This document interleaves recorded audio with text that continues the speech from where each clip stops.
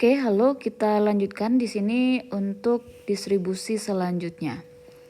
Oke, ups.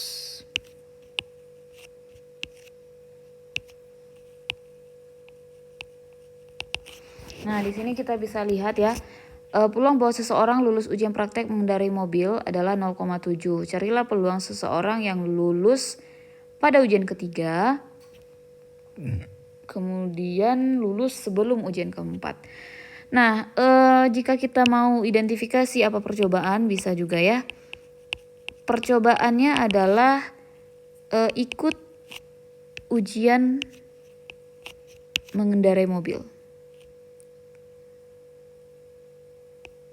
Ya, oke.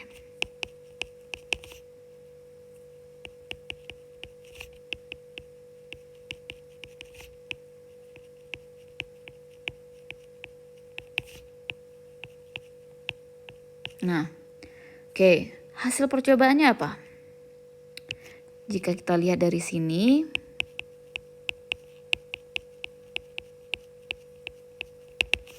ya kita bisa lihat peluang bahwa seseorang lulus ujian. Nah, berarti ada kemungkinan lainnya dia itu tidak lulus ujian, benar kan? Jadi lulus ujian, hasil percobaannya, hasil ujiannya ya lulus dan tidak lulus. Nah, sekarang X-nya apa? Kan gitu ya. X-nya atau peubah acak ya. Peubah acaknya apa di sini?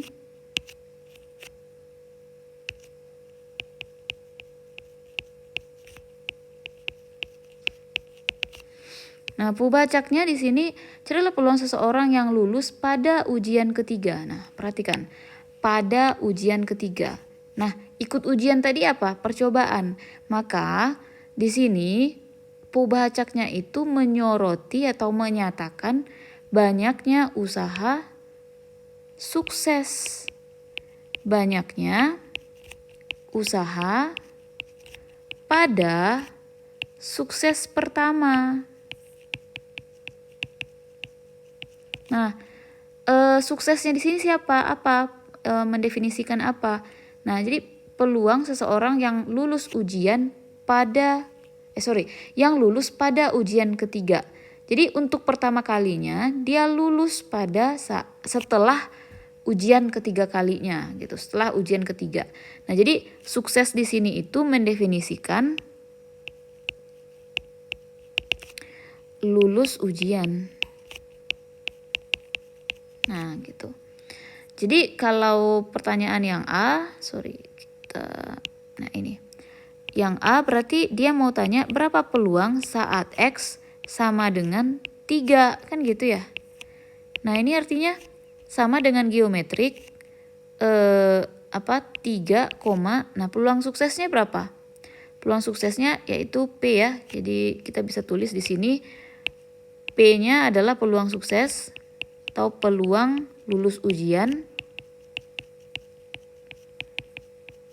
Di mana P di sini adalah 0,7.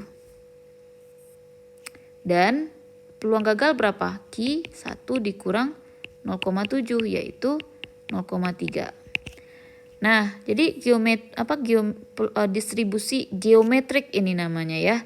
Jadi kita sudah menemukan lagi nama distribusi lainnya yaitu distribusi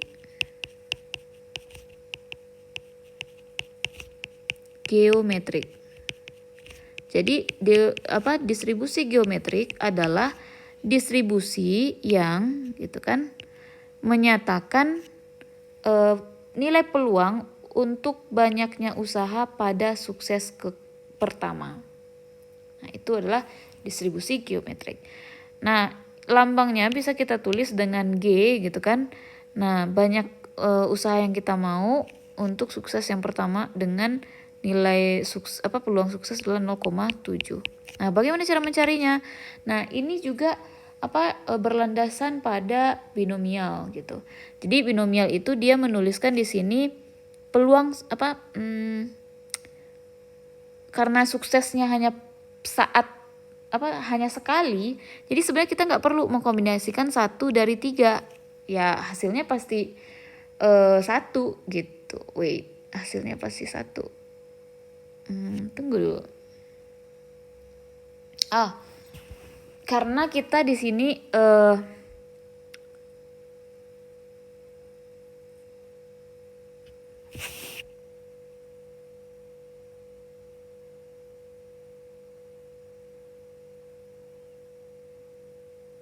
oke. Gini, saya jadi kepikiran gini.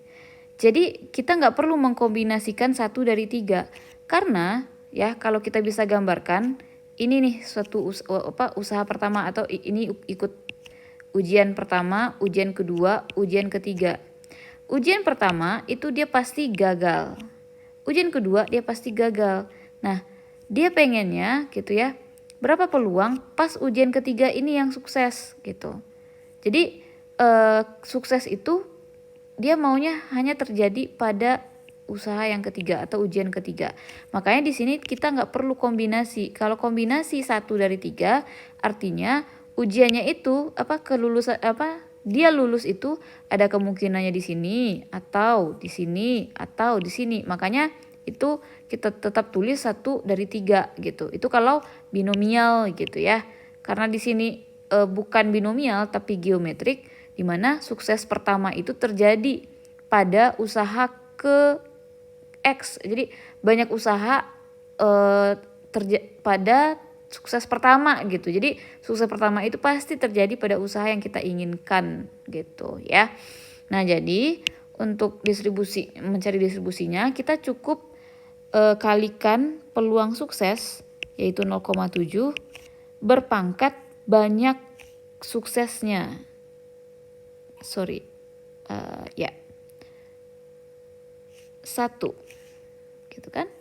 Dan 0,3 untuk peluang dia tidak lulus itu berarti kan ada sebanyak 2. Ya, kenapa 2? Ya, ini nih. Jadi dia gagal itu ya 2 kali kan. Ini dan ini. Nah, sehingga kita punya di sini 0,7 dikali 0,09. Tahu di sini 0,63 gitu. Oke, sekarang untuk jawaban yang B.